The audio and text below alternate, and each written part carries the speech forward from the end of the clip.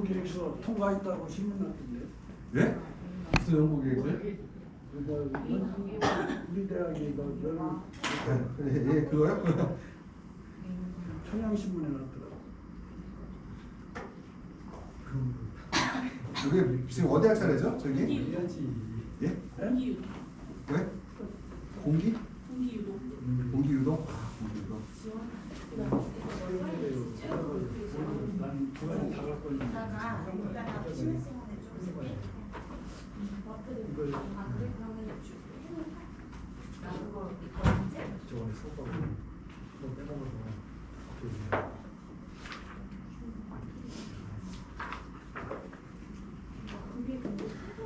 오늘 저 대전 쪽으로 갈 사람 하나, 그 다음에 저 계룡 둘, 그리고 지원아, 나도 대전 가. 오늘 수업 끝나고요. 저기 농장 여기 실제 농장들을 못 가본 것 같아갖고 제가 몇 명씩 데리고 다니면서 한번 보여주려고. 그래서 다음 주 금요일 날은 또 저기 또 몇 명 또 여기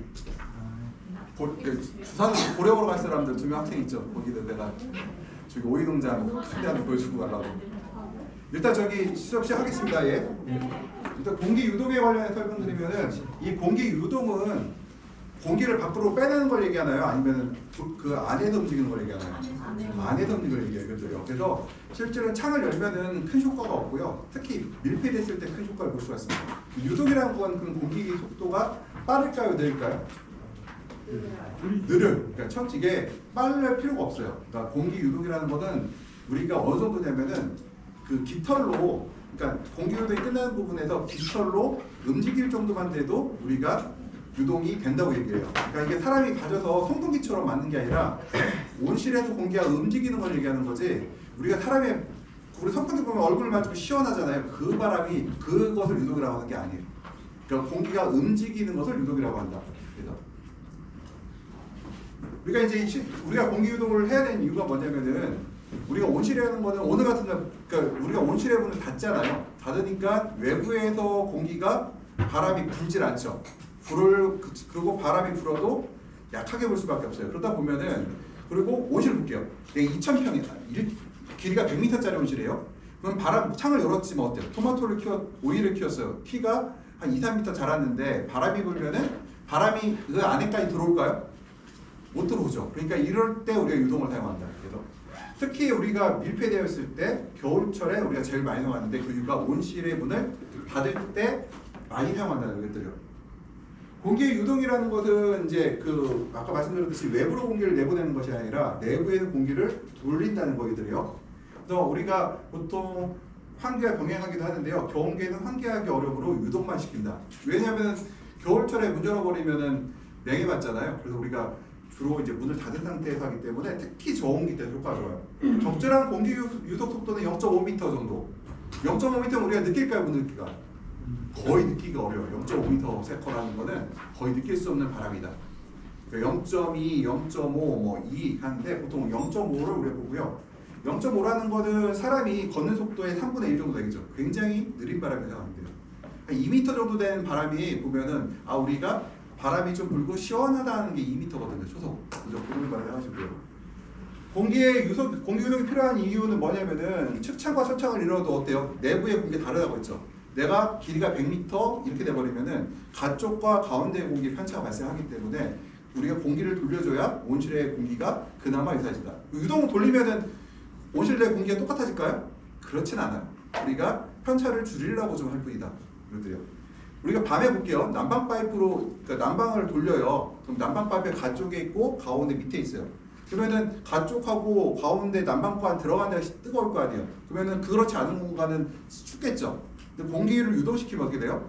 뜨거운 공기와 차가운 공기가 서로 섞이면서, 그러니까 뜨거운 공간에 있던 공기가 밀리고 차가운 공기가 다시 뜨거운 곳으로 가면서 어떻게 해요? 편차가 줄어드는 효과를 얻을 수가 있겠죠. 이것도요. 제가 이거는 지금 시간이 내가 딱 25분까지 하고 밥 먹고 다시 1시 모이는 걸로 이렇게 할게요. 예. 그리고 다음 주부터 다음 주 얘기하고요. 그다음 온실의 가운데가 있을수록 높아요. 온도도 높고 습도도 높아요. 그러니까 이런 걸 막기 위해서 우리가 공기 유동을 시킨다는 거죠. 그다음 또 하나가 연면 경계층이라고 배웠죠. 연면 경계층이 뭐예요? 입 주변의 공기를 우리가 연면 경계층으로 하는데 연면 경계층을 깨는 데 목적이 있다. 우리가 볼게요. 식물이 제가 제 손이 이제 이파리예요. 증산이 여기서 일어나나요? 여기 입 주변에 1, 2mm에서 발생을 해요. 그러니까 이걸 우리가 연면 경계층이라고 부른다고 이것들이요. 그러면은 바람이 이렇게 불으면 어떻게 될까요? 여기 있는 공기가 빠져나가고 이 공간이 동계로 들어가게 되면은 이 연면 경계층이 어떻게 될까요? 여기에 있는 공기와 연면 경계층에 있는 공기의 편차가 줄어들겠죠. 습도의 편차들이. 우리는 증산을 하면은 습도가 높아야 돼요, 낮아야 돼요? 일정 부분 낮아야 되죠. 근데 여기 습도가 제일 높아요. 왜냐면 여기 증산이 일어나니까. 근데 공기가 정체돼 있으면 어때요? 입 주변 습도가 계속 높겠죠. 그리고 우리가 유동을 통해서 입 주변의 습을 밖으로 밀어낸다. 난방을 볼게요. 또 일반적으로 밤에 난방을 한 시점에 잎의 온도가 높아요? 공기의 온도가 높아요? 잎 공기가 높아요. 왜냐면 증산하니까 밤에도 증산하거든요. 그럼 높단 말이에요. 이게 낮단 말이에요. 공기가 따뜻하죠. 그러면 내가 난방을 하는데 복사열도가지만 공기가 대표져서 온단 말이에요. 그러면은 여기 공기가 정체돼 있으면 어떨까요? 입 주변의 공기가 차가워요, 뜨거워요? 뜨거운 공기가 잎에 열을 전달하면 여기 차가워지잖아요. 그럼 이 공기가 바깥으로 빠져나가고 다시 뜨거운 공기로 와야 돼요. 그렇게 돼야지만이 잎을 계속 난방 계속 열을 전달할 거야, 이것들이요. 근데 만약에 공기가 정체되어 있으면은 그게 효율적이지 못하게 된다, 이것들이. 전달이 원활하게 이루어지지 않는다는 거죠. 그래서 우리가 과거에 한번 이런 일이 있었어요. 한 15년 전에 그 농림부에서 보조사업으로 그 뭐가 있었냐면은 온실에 제습기 사업이 있었어요. 습을 제거하는 제습기. 우리가 집에 쓴 제습기 있죠. 그걸 보조사업으로 했었는데 실패했어요. 왜 실패했냐면은 1헥타 기준으로 하루에 2톤 정도 물이 증발하는 거 모르는 거예요. 증산은 그 정도 하고 있다는 거를. 그러다 보니까 실제로 결로가 많이 생겼었거든요. 달았어도. 왜냐면 용량이 부족하니까. 그런데 그 당시에 공기유동팬을 다른 사람들은 제습기를 다른 사람보다 오히려 결로가 적게 발생했어요. 그래서 그 다음부터는 제습기를 다 떼내고 유동패널로 전체가 교환됐거든요. 한 20년 전에. 그러니까 유동팬이 제습기에 비해 가격도 싸고 에너지 소모도 적고 그렇지만 우리가 말하는 결로를 막는데 굉장히 탁월했었다는 거예요. 이것들은. 그리고 식물이 증산하는 데도 탁월이고. 생각해보면 제가 교육을 처음에 시작할 때 첫 시간에 했던 것 중에 뭐예요? 우리가 결로와 일액을 생기지 않게 우리가 어떻게 온실을 관리할 것인가. 저절거 하나 있었죠. 에너지를 적게 쓰고 비용을 적게 들이고 한다는 거죠. 그러니까 제습기보다 비용도 적고 그러니까 설치 비용도 적고 에너지 사용량도 적으면서 결로가 생기는 것을 막았던 것은 바로 그 당시에 유동팬이었다는 거죠. 그 다음부터 이제 제습기는 사라지고 전부 다 유동팬으로 바뀌기 시작했어요. 싸게. 그 다음부터는. 그래서 제습기 지금 아무도 안 달아요. 왜? 그때 20년 전에 그런 일이 있었기 때문에. 그러니까 식물의 증산은 온실의 습도에 의존한 것이 아니라 연면 경계층의 습도에 의존해요. 연면 경계층, 잎 주변에. 이게 몇 미리가 될까요? 1mm, 2mm. 두꺼울 수도 있고 얇을 수도 있어요. 얇은 사람은 어떤 온실이냐? 공기 유동이 잘 되면 얇은 온실이 되고요. 연면 경계층이 공기 유동이 잘 안 되면 두꺼운 온실이 돼요. 이것들이요. 우리는 얇을수록 좋죠. 없거나 이것들이요. 그래서 공기 유동을 시키는 이유는 바로 연면 경계층을 없애는 데 주로 목적이 있고요. 편차를 줄이는 데 목적이 있어요. 연면 경계층을 보면은 우리가 그 잎 주변을 연면 경계층을 본다. 그런데 연면 경계층 두께는 잎이 작을수록 얇고 두께는 1에서 10mm. 그러니까 1mm가 좋아요, 10mm가 좋아요. 1mm가 좋죠. 10mm는 증산을 잘 못하는 이파리죠. 왜냐? 증산을 하려고 해도 여기는 포화습도가 됐기 때문에 증산을 할 수가 없어요. 그리고 두껍다는 얘기는 에너지, 그러니까 열의 전달도 잘 안 된다는 얘기죠. 식물체의 체온은 더 떨어질 확률이 높다 이것들이에요. 근데 보세요. 식물체의 체온은 낮은데 습도는 높아. 그럼 뭐가 생겨요? 결로가 생기죠. 그래서 우리가 연면경화층을 부셔야 돼요. 이것들이에요. 바로 뭘로 부신다? 공기 유동으로 부신다. 이것들이에요. 그래서 연면경화층이 두꺼울수록 증산이 안 되고 과합성도 안 되고 그다음에 그래서 항상 약하면 씻어줄 때 바로 뭐죠? 유동이라고 했어요. 근데 유동이라고 하는데 유동팬을 쓰는데 저기 센터가 우리 실습 농장 가서 얘기했던 적이 있죠. 식물체가 흔들리면 돼요, 안 돼요? 절대로 안 돼요. 식물체가 흔들리면. 그땐 기공을 닫아요. 그땐 닫아버린다. 그때는. 그래서 일단은 기공 내부를 볼게요. 습도가 몇 %예요? 한 100%죠. 그 다음에 연면경화층 몇 %예요? 90% 정도예요. 그 연면경화층 벗어나면 얼마 정도예요? 실제로 우리가 측정하는 센서값의 습도가 나오겠죠. 그러니까 잎에서 멀어질수록 습도가 낮아지니까 우리는 계속해서 이 여기 있는 공기를 밀어내야 된다는 거죠. 그러면 우리가 이렇게 연면경화층 없애는데 잠깐 또 예를 보여드릴게요.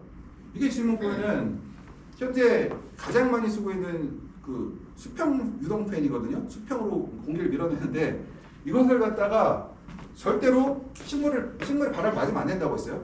왜 그러면 식물에 바람 맞지 않고 어떻게 그러면 습을 제거하느냐? 이렇게 공기가 옆으로 지나가요. 그럼 어떤 일이 발생하죠? 여기에 압이 높아져야 낮아져요.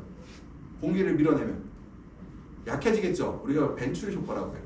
그래서 여기 있는 공기가 어떻게 돼요? 습한 공기가 여기서 이렇게 해서 빠져나가죠. 여기 올라가죠. 이게 빠져나가면은 올라가잖아요. 그럼 여기에 뭐가 생겨요? 여기도 공간이 생기죠. 공간이 생기면 어떻게 돼요? 입 주변에 있는 습이 빨려서 위로 올라가 버려요. 그러면은 입 주변의 공기가 가운데 모이고 다시 위로 올라가서 빠져나간다는 거예요. 유동팬의 목적은 주가 이거예요. 예를 들어서 뭐 어떤 사람 이거 부수적으로 보게 되면은 이거 말고도 온실의 온도 편차를 줄여주는 것도 있고 여러 가지가 있는데 전 제일 중요한 목적이 바로 연면경계층을 파괴하는 데 있다. 네, 연면경계층 왜 파괴해요? 결로를 방지하기 위해서 이것들이요. 우리가 결로를 방지한다는 거 좋은 거잖아요. 결로를 방지하는데 대신 조건이 뭐가 있어요?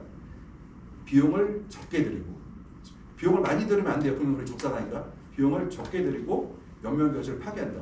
우리가 옛날에 이런 것도 했어요. 난방 파이프를 돌리겠어요. 어떤 냐면은 요 밑에다가 난방을 해요. 그래서 여기서 말하는 난방이라는 것은 뭐 50도, 60도가 아니라 한 30도로 난방을 한다고 쳐보세요. 그러면 뜨거운 공기가 생기죠. 뜨거운 공기가 위로 올라가죠. 그럼 어떻게 입 주변의 습을 갖고 위로 빠져나가죠. 그런 방법 없어요. 이 아래쪽에서 그걸 우리가 국부난방이라고 하는데 국부난방을 통해서 그러니까 이거 공기를 대필하는 목적이 아니에요. 공기 순환용으로 하는 건데 난방 파이프를 이용해서 국부 난방 파이프라고 하거나 아니면 뭐 미니멈 난방 파이프라고 하는 난방 파이프를 이용해서 난방을 하게 되면은 상승기류가 발생해서 제거하는데 이게 문제가 하나 생겼어요. 그때 상승기류를 그러니까 뜨거운 공기를 만들어서 올렸을 때 단점이 뭐가 있냐면은 식물이 추가 증산을 해요. 그러니까 온실의 온도 습도가 더 높아진다는 거죠. 에너지의 비용도 발생하지만 또 열을 받으면 어떻게 돼요? 추가적인 우리가 에너지 보존의 법칙이잖아요. 이 안에 공기는 에너지를 받았기 때문에 증산되니까 더 습해지는 문제들이 발생하더라고요.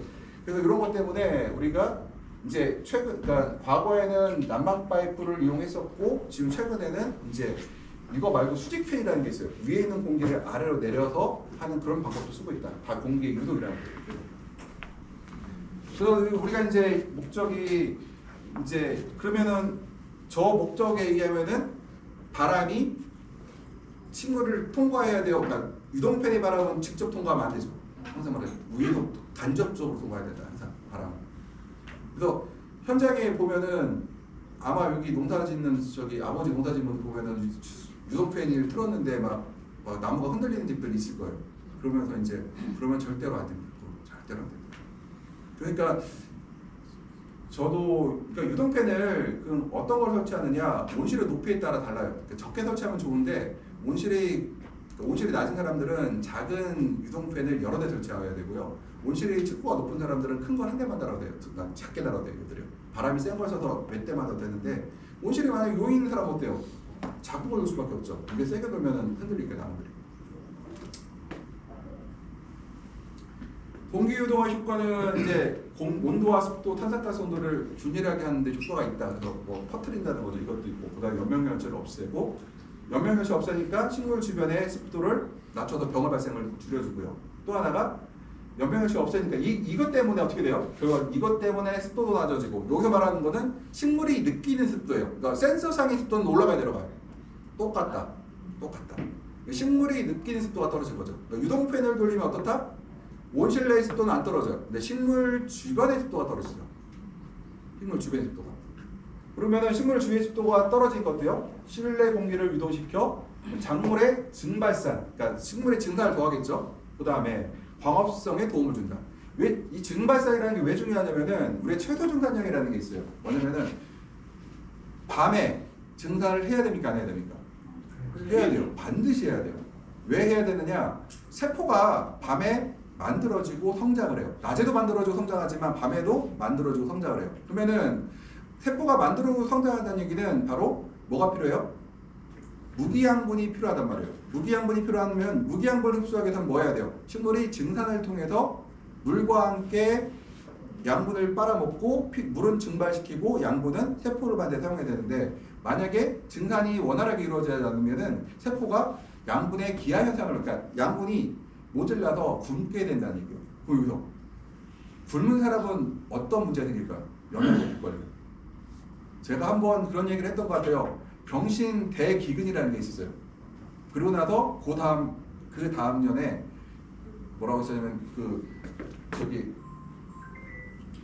저기 뭐야 그 병신 대지진 그러니까 일단 기근 일어나고 수업 옆에 수업 밥 먹자고 전화 온 것 같아요. 내가 수업이 안 끝났는데 하여튼 10시가 아니라 저기 세포가 만들어져야 될 거 아니에요? 근데 선생님 그 사람도 마찬가지였는데요. 유럽에 보면은 그 무슨 흑사병 하고 근데 유럽의 흑사병이 걸린 대발생한 해하고 우리나라의 병신 대기근이라는 생은 유사해요. 왜 그런 일이 생겼을까? 그때가 소빙하기가 들어왔는데 전체가 그때 보면 6월달에 눈이 우박이 되고 눈이 내렸다는 기록이 있다는 한국에 한반도에. 그러면 유럽도 마찬가지였대요. 그래서 사람들이 식량이 없죠. 먹을 게 없어지고 나서 뭐가 발생하면 흑사병이 대발생했어요. 세계적으로. 그래서 유럽의 인구가 뭐 반이 줄었네 이런 얘기가 나오거든요. 그 얘기는 뭐예요? 몇 년이야. 그렇죠. 그러면 그전에는 쥐가 없었냐? 그전에는 벼룩이 없었냐? 잘 먹을 때는 돌아도 그렇게 크게 발생하지 않는데 잘 못 먹을 때는 크게 발생한다는 게 들어요. 그래서 그 역사학자들이 볼 때 기후랑 항상 역사학자들이 볼 때 기근을 보고 날씨를 보고 그다음 병을 보는데 연관되어 있어요. 식물도 마찬가지죠. 그러면 식물이 증산을 못해서 칼슘과 붕소와 마그네슘을 못해서 세포를 제대로 못 만들어내면 약한 세포를 만들어내면 곰팡이병에 매우 취약해진다는 얘기들이요. 그래서 유동팬 그래서 이제 우리가 유동팬의 주요 목적이 뭐냐 뭐 온도 강화 뭐 이렇게 되어 있는데 제일 큰 게 바로 습도 강화가 제일 중요해요. 온도팬 이 습도 강화 어떤 습도 강화? 입주변 습도 강화. 사실 여름철에는 이게 크진 않아요. 왜냐면 문을 다 열어놓기 때문에 상승 가리고 워낙 강하거든요. 문 다 열어놓고 나면 그래서 그렇지 않은데 주로 우리 목적은 뭐 온도 강화 효과 있다 오케이 거기까지 좋아요. 근데 제일 중요한 거는 습도 강화가 제일 중요하고 그 다음에 온도 편차 감소가 그 다음 중요하다. 그러니까 내가 난방 파이프 주변의 온도가 제일 높을 거 아니에요. 근데 내가 팬을 돌려버리면은 난방 파이프 그래도 높긴 하겠죠. 근데 난방 파이프에서 멀어진 공간의 온도가 그래도 이게 높긴 하지만 그래도 유사해지겠죠. 조금이라도. 그래서 편차를 줄이는 데 사용하고 그러니까 제일 중요한 건 결로 생긴 습도를 강한 입 주변의 습도를 가라사시키는 거. 두 번째가 편차를 줄이는 거. 유동팬을 돌릴 때 예. 그 창을 환기를 시키지 않아도 이게 유동이 되는 건가요? 유동이라는 거는 그러니까 창을 열면 효과가 떨어져. 그러니까 오히려 그 유동은 하고 있잖아요. 창을 열어버리면은 그러니까 작은 온실들, 그러니까 뭐 3,000평, 4,000평 이런 온실은 측창 열었을 때 효과가 조금 있는데 작은 온실들은 큰 효과가 없어요. 오히려 창을 열었을 때. 왜냐면은 바람이 막 들어와 버리니까 공기가 너무 교환이 빨라지잖아요. 그러니까 큰 효과 없고 큰 농장에서는 문을 열었을 때 돌리고 있어야 돼요. 작은 온실들은 사실은 공기가 너무 잘 빠져나가기 때문에 문을 열어버리면 큰 효과 보기 어려워요. 왜냐면 공기 유동이라는 거 아까 얼마라고 했어요? 0.5m? 이런 얘기도 해요. 초속 1cm만 됐다는 초속 1cm만 해도 효과를 얻을 수가 있다. 초속 1cm라는 거는 진짜 미미하잖아요. 그거 갖고 효과가 있대요. 근데 바람은 어때요? 열어놓으면 확 들어가죠. 엄청 빠르죠. 바람이. 특히 겨울에도 그러면 유동팬을 돌릴 때 겨울에는 무조건 돌려야 돼요. 문을 닫았을 때는. 그러니까 문을 닫았을 때는 효과가 매우 높고요. 문을 열었을 때 효과가 작아져요. 왜냐면 외부의 영향을 이제 바라보니까 이제 습이 바깥 날아버리죠. 그런데 문을 닫았을 때는 무조건 돌려야 돼요. 문을 닫는 순간 계속 돌리고 있어요. 열었을 때는 굳이 안 해도 될 수 있는데 예, 그렇죠. 계속 움직이니까 공기들이. 근데 이때는 우리가 이제 문을 열어버리면 중력 환기가 있고 풍력 환기가 있잖아. 압력 환기가 있잖아. 그래서 중력 환기는 뭐예요? 뜨거운 공기가 문 열어 위로 빠져나갈 때 당연히 뭐가 생겨요? 상승기류가 생겼죠. 그 다음에 풍력 환기 같은 경우 옆에서 밀어서 바람이 또 거기서 또 공기 유동이 발생했잖아요. 근데 문을 닫아버리면은 환기의 효과가 없어 보죠. 중력 환기도 없고 그 다음에 압력 환기도 풍력 환기도 압력 환기도 그러다 보니까 문을 닫았을 때 효과는 굉장히 그건 좋고요. 문을 열었을 때는 그냥 외부 환경에 영향을 받기 때문에 크게 도움을 받지는 않아요. 이것들은.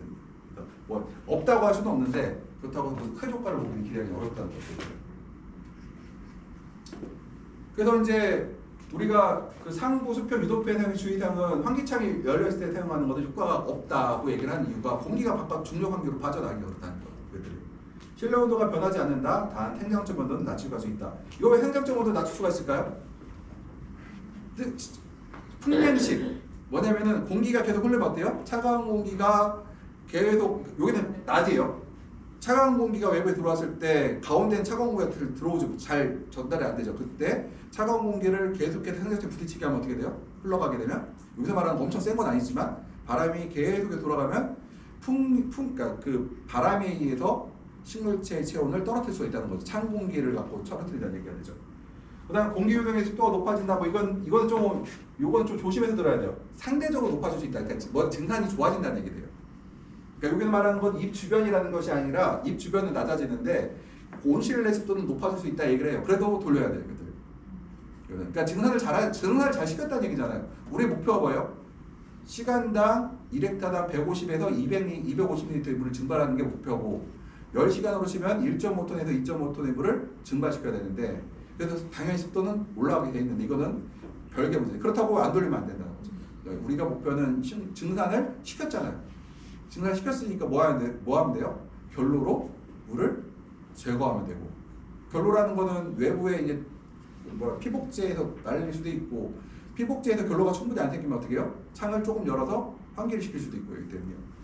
그 다음에 이제 곰팡이병을 마저시킬 수 있다. 이 얘기는 뭐냐면은 토자가 발생했을 때 널리 퍼뜨린다고 하는데 저는 개인적으로는 요거는 조금 그렇긴 한데 그렇다고 돌려야 된다. 저는 병은 뭘로 한다? 저격하고 약으로 잡고 그래도 공기 유동은 해야 된다는 거죠. 제 생각은. 그거를 곰팡이병 걸렸다고 안 시키면은 식물이 약해지거든요. 그래서 제 의견은 누가 뭐래요? 공기팡이병 걸리면 유동팬을 돌려야지 말아야 되느냐? 그냥 저는 하엽 제거하고 그 다음에 약 치고 유동팬은 계속 돌리고 있어요. 어차피 뭐 해야 돼요? 증산은 계속 유도해야 되겠죠 우리가요. 그래서 정상적인 환경 관리를 하고 약을 잡아야 되기 때문에 어쩔 수 없이 작업. 유동팬의 구경 설치를 보게 되면은 30에서 40W, 400W라고 했는데 뭐에 따라 다르다? 온실이 크면 높으면 큰 거 달아요, 작은 거 달아요? 큰 거 달죠. 온실이 작으면 낮으면 작은 거 달죠. 그래서 요게 뭐냐면은 실내 공기를 시간당 3회 유동시키는 것, 3번 정도 유동을 하는데 우리가 유동팬이라는 거는 이따 다음 그림에서 보여드리겠구나.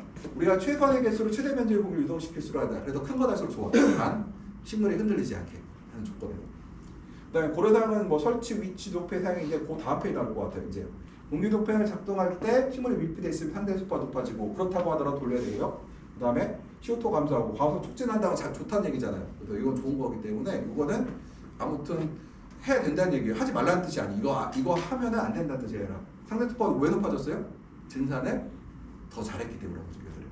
그래서 특히 우리가 문을 닫았을 때 그러니까 문을 닫았다는 거는 뭐 겨울 밤에도 닫을 수가 있고 외부 온도가 낮을 때도 닫고 있잖아요. 액티비티가 높다 이렇게 얘기를 해요. 뭐냐면 액티비티가 높다는 얘기는 증산량이 많다. 그러니까 이거는 한낮에 광이 많을 때 증산량이 너무 많은 시 문제가 생기는데 문을 닫았을 때는 증산량이 그렇게 높지 않은 시기거든요. 그렇다고 하면은 우리가 액티비티가 높다 얘기를 할 때 문을 닫았을 때 높다는 얘기는 증산을 잘하고 있다. 증산을 잘하고 있다는 얘기는 금속, 칼슘, 마그네슘, 가리를 흡수를 잘하고 있다는 얘기가 되거든요. 그래서 우리가 최소 증산량을 맞춰야 되기 때문에 뭐 그거는 이제 여기가 되고요. 유동팬 설치된 모습이고 우리가 첫 번째 팬은 지금 3에서 5m. 그러니까 내가 여기서 팬을 달아요. 그러면은 팬의 크기에 따라 다르겠지만 일반적으로 3에서 5m 여기다 달아요. 그러면 여기서 팬을 밀 때 이 공간에 있는 공기를 갖고 앞으로 밀어내죠. 그 다음에 저 끝에는 어떻게 돼요? 10에서 15m. 그러니까 저 끝으로 가면 어떻게 돼요? 여기서 있는 공기를 바깥으로 저 통로로 끝까지 밀어붙이죠. 벽 쪽으로 밀어붙여요. 이것을 이 정도 하고요. 근데 이거는 10에서 15m인데 팬의 크기에 다르다. 이거는 작은 팬을 30W, 뭐 50W 이런 거 사용할 때 그러는 얘기고 400W 쓰게 되면 이게 더 멀죠. 50m 한 개만 달아도 돼요. 400W 쓰게 되면 하나만 달아도 끝까지 나가요. 중간 하나만 달아도. 그 다음에 뭐 15m 간격에 설치한다는 건 유동팬 직경의 30배 이상. 뭐냐면은 볼게요. 이게 팬이 1m짜리 없지만 뭐 1m라고 쳐요. 그러면은 몇 미터에 하나 설치해야 돼요? 30m. 그죠? 50cm면 얼마야? 15m죠. 팬이 30cm면 얼마?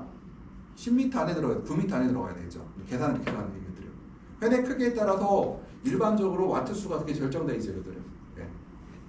그래서 풍향은 이제 길이 방향으로 수평되게, 그러니까 길이 방향으로 이렇게 가야 된다는 거죠. 이렇게 가고 그다음에 식물에서 0.9에서 0.9m가 되는데 이제 바람에 흔들리지만 않으면 된다는 거예요. 0.6에서 0.9m라는 거는 이제 그 바람의 장애를 방지하라는 얘기고 시설 전체로 봤을 때 공기의 흐름이 원활하도록 한 줄이 뒤쪽으로 이동된다면 다음 줄은 반대 방향으로 간다. 이게 뭔 뜻이냐면요. 요 뜻이에요.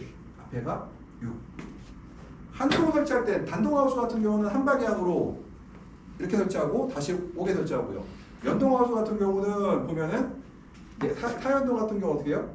한쪽으로 벽에 붙이고 다시 벽에 붙은 공기가 다시 저쪽 반대 방향으로 갈 수 있도록 이게 유동이죠. 가끔 가다 보면은 한 방향으로 설치하는 사람도 있어요. 그럼 어때요? 공기가 이 방향으로만 가자고 계속요. 그러면은 여기랑 편차가 굉장히 크죠. 여기가 굉장히 습해져요. 이렇게 되면 인지가 만약에 이 방향으로 공기를 밀어내잖아요. 그럼 여기가 굉장히 습해져요. 그러면은 여기는 건조하고 여기 습하다. 그러면은 좋은 게 하나도 없죠. 애들이. 그래서 그렇게 하면 아나니만 못하다. 아나니만 못하죠. 위점에는 온실의 불균형을 만들어 이쪽과 이쪽의 편차를 한 방향으로 했을 때 편차를 더 크게 만든다는 거기 때문에. 그래서 이 그림을 보시고 이것도 아마 제가 드렸긴 하지만 이제 돈이 나오면 이것도 인쇄 다 하는 것이 다 드리려고 해요. 이것도 지금 올해 돈을 많이 받았어요. 큰일 났어요. 너무 많이 받아서. 그래서 어제 얘기했죠. 저기 김 교수가 350만 원짜리 1인당 그 돈이 그 돈을 갖다가 제가 이제 5천만 원 정도 떼서 만들어 보려고 하니까 못 들었어요? 저기 1급 들어. 작년에는 지금 2학년들은 상급 받았는데 우리는 1급으로 제일 큰 걸로 비싼 걸로 제일. 그다음 그 시설에 설치할 때 유동팬 말고 팬 하나 종류가 더 있잖아요. 배기팬. 배기팬은 온실의 공기를 바깥으로 빼는데 내가 천창이 있으면 배기팬 효과 별로 없어요. 근데 배기팬은 언제 쓰느냐? 있으면 좋긴 해. 언제 쓰냐? 태풍 불 때 다 닫아놓고 배기팬 돌리면은 좀 더 온실이 이게 피복이 딱 붙어버리잖아요. 그래서 훨씬 더 양압이 덜 걸린대요. 양압이 뭐냐면 그렇죠. 양압이 뭐냐면은 그 양압에서 비행기가 뜨잖아요. 그러니까 이렇게 얘가 온실인데 바람이 이렇게 세게 불어요. 그러면은 이 온실이 위로 들려요. 이렇게. 근데 여기서 공기를 빼주면은 이 안에 가박되면서 다시 이렇게 눌러버려요. 이거를.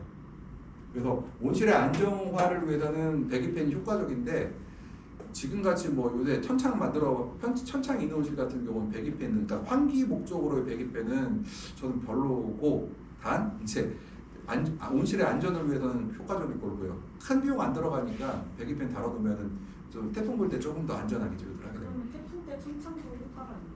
아니 큰일 나죠. 열어두면 이제 바람 들어가서 이제 뜨죠. 이렇게 그때 어떻게 되느냐? 이렇게 되면 이렇게 바람이 이렇게 들어가서 이렇게 나가면 얘를 띄우죠. 이렇게 큰일 나죠. 그래서 우리 바람 불면은 바람 세게 불잖아요. 문 다 닫고 천장 닫아요. 그 다음에 출입구 있죠. 출입구도 우리가 막 감아놔요. 혹시라도 출입구가 흔들려서 떨어져서 날아갈까봐 이걸 굉장히 이거를 뭐죠? 강화시켜놔요. 문도 떨어져서 공기가 태풍이 안에 들어가면 이게 떠요 하늘로. 오히려 그래서 바람 불면 우리가 막 감아놔요. 그러니까 좀 문자 편찬한 데 같은 경우는 막 고무바로 감아갖고 이게 바람 절대로 열리지 않게 그냥 바람 불어서 열렸다 하면은 떠요 그냥. 예, 큰일 나요. 바람 불면 바람이 타야죠.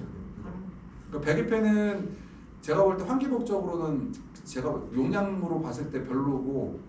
안전 목적으로 괜찮다는 거예요. 또 일단은 길이 방향으로 설치하지 않고 직각으로 설치하는 경우, 그러니까 뭐냐면은 어떤 분들 보면은 이렇게 안 하고 이렇게 한 사람이 있어. 온실 옆으로 안 된다는 게 무슨 얘기인지 아시죠? 옆으로 하죠. 가끔가다 있어요, 진짜. 이제 그다음에 여기 또 하나가 그다음에 선풍기처럼 돌아가게 설치. 선풍기를 이렇게 이거를 바람이 이렇게 연결돼야 되는데 어떻게 하냐면은 각도를 이렇게 설치한 사람이 있어요. 다녀보면요. 이걸 한 줄로 설치해야 되는데 한 방향으로. 그리고 다시 그렇죠. 보셨죠? 다녀보면. 아니 부재 못했는데 왜 그렇게 하셨어요? 바람 선풍기 생각하신다. 그러니까 시원하라고 하셨다. 안에 그냥 공기 돌아. 네, 사람 우리 선풍기 맞으면 시원한 것처럼 나무 시원하라고 하셨다고 하더라고요. 그다음에 각도를 온실을 위쪽을 보게 하거나 밑을 보게 설치하는 경우 이건 그러면 유동이 안 되죠. 우리가 뭐예요? 바람이 휙 지나가면서 밑에 있는 공기를 당기는 건데 이렇게 해버리면 안 되잖아요. 이게. 네. 그 다음에 큰 선풍기를 군데로 설치하는 이것도 역시 선풍기처럼 설치하는 경우가 있는데 보면은 지금 여기 보면은 붙어버려서 얘 돌려버리면 얘가 어떻게 될까요? 흔들릴 거 아니에요. 그 다음에 얘 같은 경우는 되겠죠. 근데 저희 같은 경우도 제가 외국에 몇 달 가 있는 사람에 우리 직원들이 펜을 달았는데 이만한 거 달았거든요. 축구가 4m인데 못 써요. 제가 꺼놔야 맨날. 너무 커서요. 너무 커서 이게 그래서 제가 항상 정식할 때만 잠깐 쓰고 키가 저기 이만큼만 올라가면은 제가 테이프로 거기를 이렇게 X자로 딱 막아놓고 건들지 마시고 붙여놓거든요. 흔들리거든요. 흔들리면 안 된다는 거. 선풍기처럼 생각하시면 되네요. 선풍기처럼 생각하시면 안 되고. 그래서 보면은 방향이 이렇게 돼 있죠. 그다음 처마 밑에 여기가 나무가 여기 있는데 여기 설치했어요. 그러면 공기유선 효과가 떨어지겠죠. 여기. 그다음에 바람이 시접하면 안 되고 길의 방향을 설치하잖아요. 그다음 식물이 바람을 맞으면 어떤 문제가 생기느냐? 일단은 흔들리면서 이제 그 옆에 나무를 닿게 되면 나무들이 예민하거든요. 근데 잎과 잎이 tou치면 서로 이렇게 비리잖아요. 여기가 죽어요. 괴사예요. 그다음에 이제 그 유독펜 앞에 식물태가 있으면은 얘가 지나면서 이제 장애물이 되죠. 유독펜의 바람을 끝까지 가지 못하고 그다음에 증산, 제일 큰 문제. 증산을 못하게 하고 그 증산을 왜 못하냐면은 기공을 닫아버리거든요. 여기서 이제 재밌는 게 있는데 그 밭에 심어놓은 작물이 바람에 흔들려요. 좋은 걸까요, 나쁜 걸까요? 안 좋은 거예요. 원래. 그러니까 식물이 보면 우리는 시원해 하고 지나가는데 식물은 기공을 전부 다 닫고 있다. 기공을 닫아요. 바람이 세면. 바람이 세다는 의미는 막 이렇게 흔들리는 게 아니라 우리가 나갔을 때 선선한 시원한 바람이 부는 정도까지만 돼도 벌써 이 식물한테는 안 좋다는 거예요.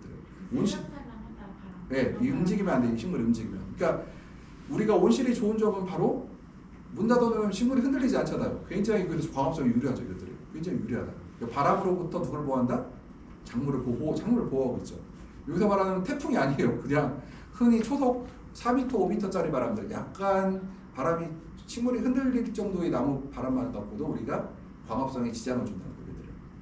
그래서 가끔 가다가 이제 유튜브 같은 데 보면 이렇게 식물이 이렇게 움직이면서 크는 것들이 있죠.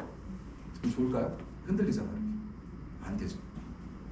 이게 컨테이너 벨트로 가는 작물이 있어요. 엽상추 같은 경우 하거든요. 그러면은 여기서 심어서 한 200m, 300m 가면은 이제 한 바퀴 돌아서 하면 수확을 하는데 얘는 한 25일 걸려요. 25m, 그러니까 200m 정도 가는데 하루에 얼마큼 움직여요? 10m씩 움직이죠. 어떻게 움직일까요? 굉장히 천천히 움직이죠. 그리고 엽상추는 무거워요, 가벼워요? 안 흔들리죠. 근데 거기다가 토마토나 오이를 심고 막 3m짜리 움직인다. 어떨까요? 와, 흔들릴 거 아니에요, 이렇게요. 그러면은 기공을 어떻게 해요? 닫아버리겠죠. 완전히 닫지 않더라도 저기 기공을 작게 만들어 버리겠죠, 이들이요. 굉장히 해롭거든요, 이들이요. 그래서 뭐 이제 그 사고의 전환을 해서 유독펜은 선풍기가 아니다. 바람을 막게 하는 목적이 아니라 식물체 주변의 습을 제거하고 온실 내부의 편차를 줄이는 게 목적이 있다. 그러니까 문을 닫을수록 더 많이 사용합니다. 제가 가끔 닫아보면 이런 얘기를 하시는 분이 있어요. 실제로 청약에서도 이런 말을 하시더라고요. 유독펜은 겨울엔 안 돌려. 여름에만 돌려. 왜 그래요? 그러니까 겨울철에 유독펜을 돌리면은 식물이 차가워져서 안 돼. 이런 얘기를 해요. 맞는 얘기인가요? 더 좋죠. 왜 유독펜을 돌리면 더 따뜻해지죠? 왜? 뜨거운 곳에 있는 공기를 차가운 곳으로 밀어내니까 훨씬 더 균형 있게 맞아지죠. 그래서 겨울에 더 돌려야 된다. 여름에는 사실 문 다 열어놓고 있을 때는 사실 7, 8월 달 같은 경우는 밤에도 다 문 열어놓고 있잖아요. 그때는 상승유리가 발생하니까 효과가 없다고 볼 수는 없으나 큰 효과를 보기는 어렵거든요. 그때도. 그래서 유독펜 잘못 사용하면 저기 밤에 사용하는 거. 그래서 밤에 이제 돌아가면은 이제 식물체가 차고 바람 맞아 차가워진다고 하는데 오히려 더 많이 사용한다. 밤에는 우리가 문 닫는 순간에는 더 많이 사용한다.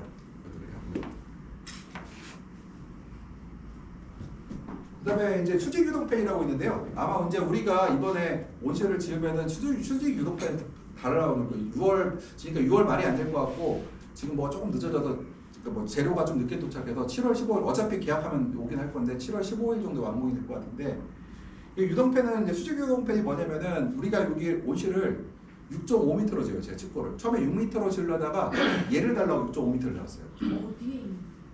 여기 짓고 있잖아. 기숙사 앞에 올라가는데 옹벽 크게 있잖아요. 그 위에.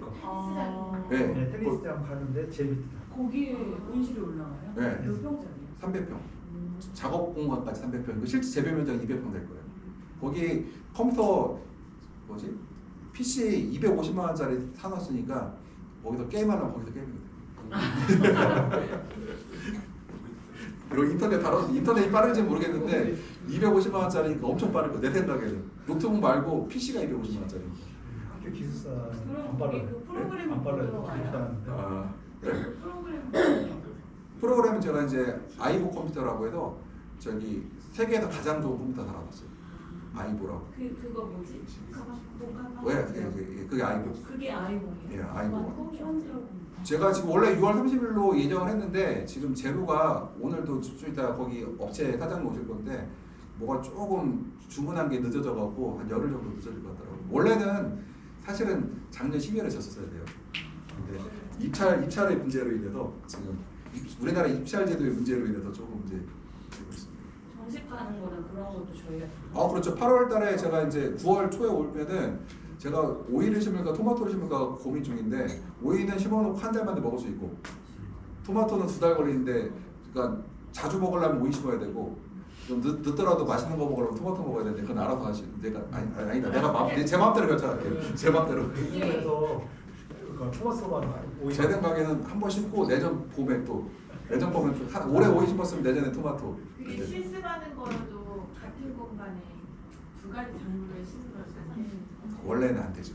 왜냐면 첫 번째 오이는 저기요 저기 수정하면 안 돼요.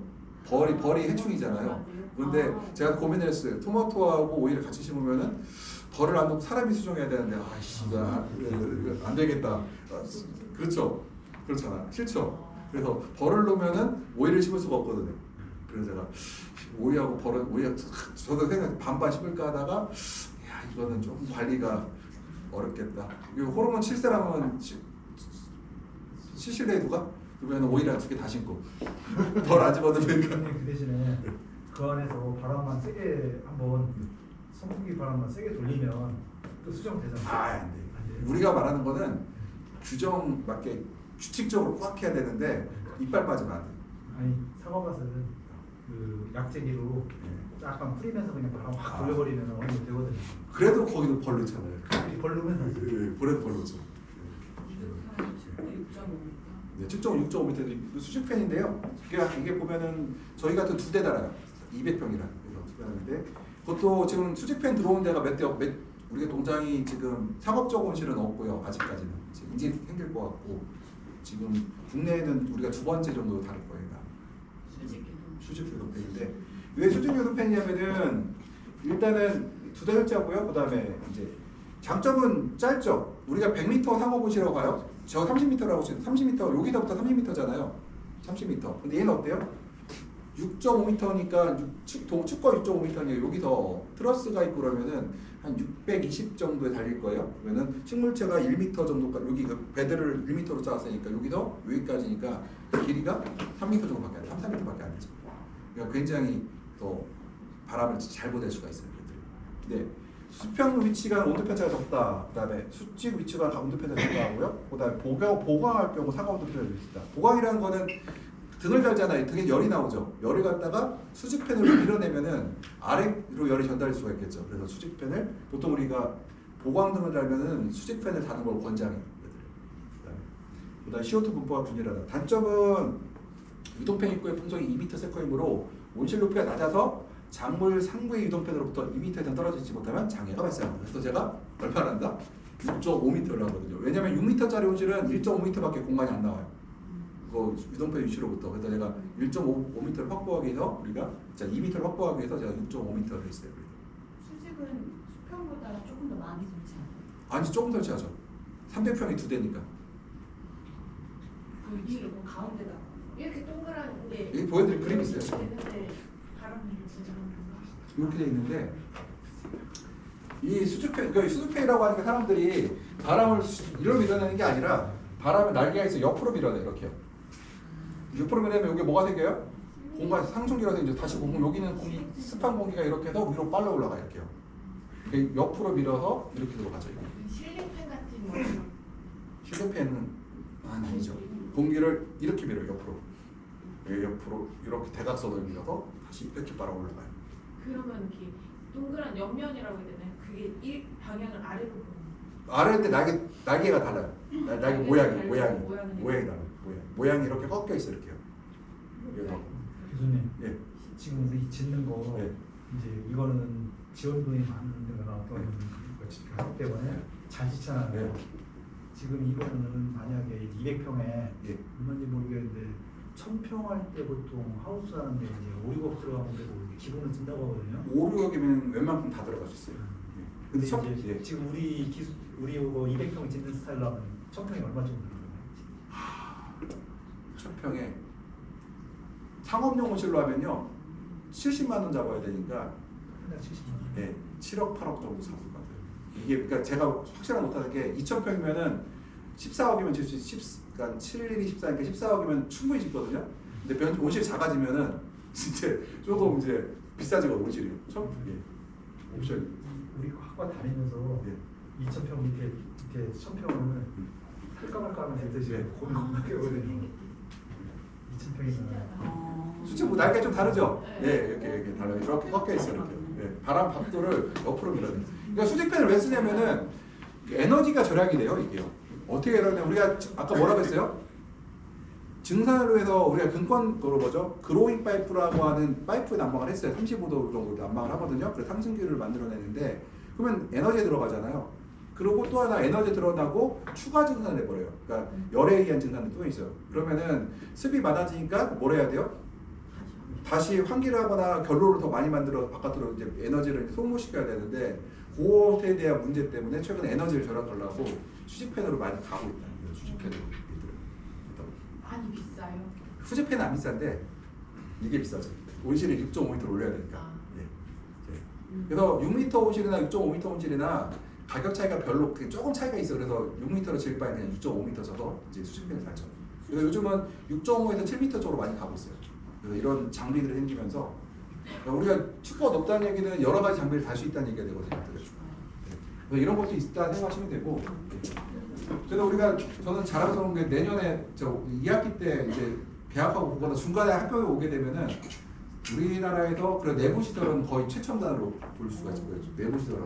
다음 학기에. 제가 그것 때문에 오래 싸웠어요.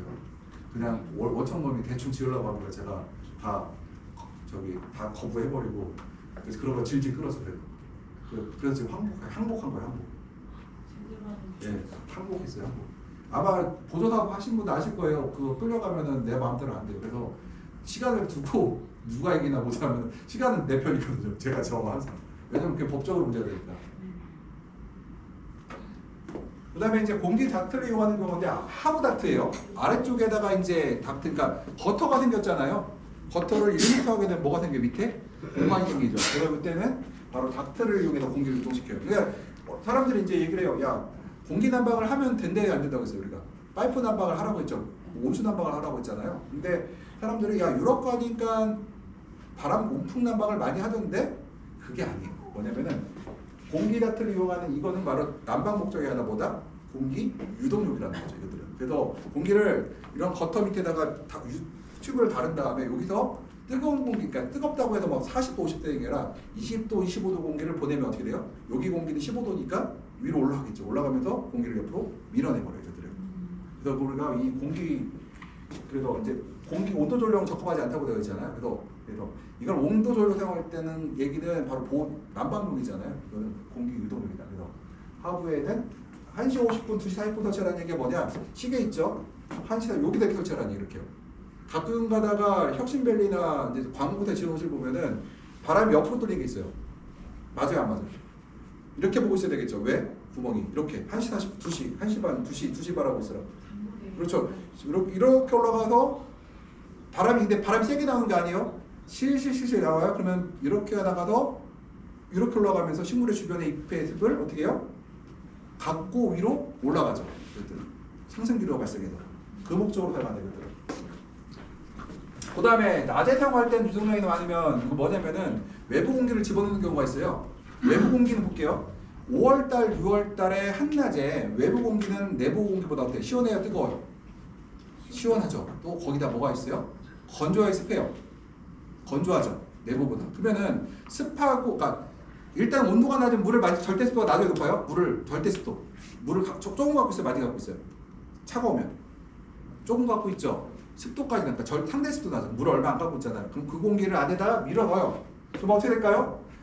건조한 공기가 들어와 버리니까 그게 들어와서 아래쪽에 5, 6월달에 핵은 세요, 안 돼요? 세죠? 그럼 아래쪽에 물이 잎이 들어와서 아랫잎에서 물을 많이 뺏어가죠. 근데 5월달, 6월달 생장점으로 물을 많이 보내야 돼요. 아래쪽으로 물을 많이 보내야 돼요. 생장점으로 보내야 되죠. 그래서 우리가 뭐까지 하냐면은 생장점이 안 좋은 것 같으면 아랫잎을 훑어버려요, 그냥. 왜냐면 물 못 뺏어가겠다.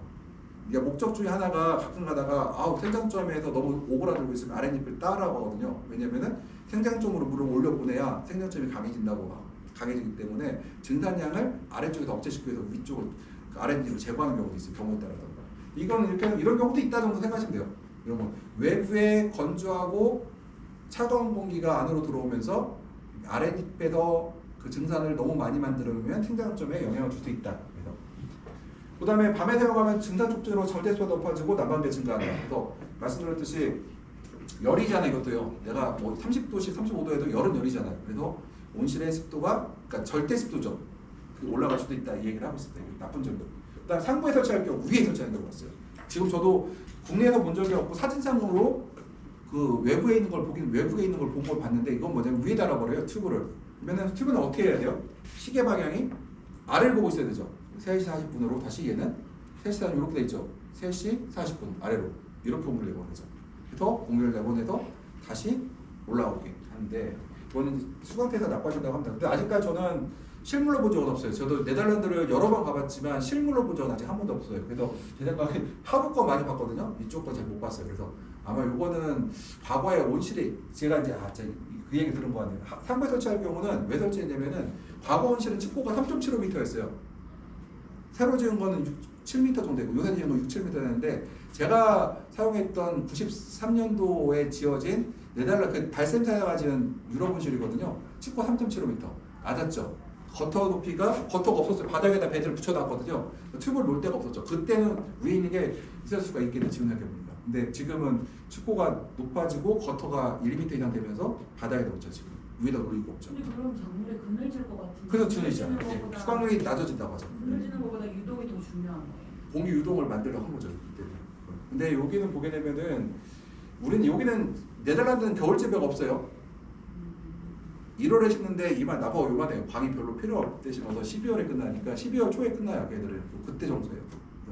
저도 이건 이제 못 봤던 이유가 있었네요. 가만히 보니까 이거는 제가 방문했던 지역은 2000년대 지은 온실들이니까 칩고가 더 올라갔죠. 그래서 못 봤던 거고 과거에는 칩고가 3.75m짜리. 제가 지금 생각했는데요. 지금 저희 온실 달샘사계 그 당시 표준 온실이었는데 그때가 3.75m밖에 안 됐어요. 90년대 초반에도. 지금은 이제 그 다음에